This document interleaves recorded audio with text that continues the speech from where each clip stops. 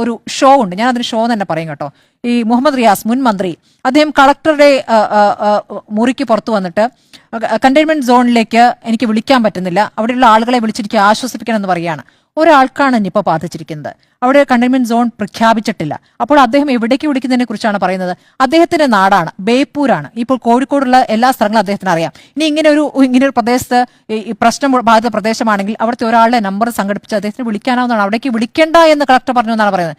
അങ്ങനെയല്ല പറഞ്ഞിരിക്കുന്നത്. അതിൽ വിസ്തീർണമായിട്ട് വരുന്നത് കണ്ടെയ്ൻമെന്റ് സോണില്ല, അങ്ങനെ ഒരു കാര്യം പ്രഖ്യാപിച്ചിട്ടില്ലാത്ത സ്ഥിതിക്ക് കണ്ടെയ്ൻമെന്റ് സോണിലേക്ക് എനിക്ക് പ്രവേശനം വേണമെന്ന രൂപത്തിൽ എങ്ങനെയാണ് അദ്ദേഹം ആവശ്യപ്പെടുക?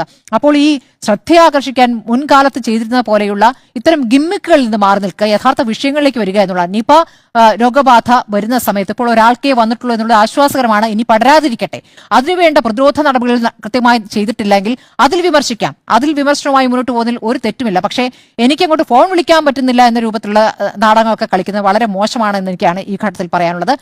അത്രേ എനിക്ക് പറയാനുള്ളൂ.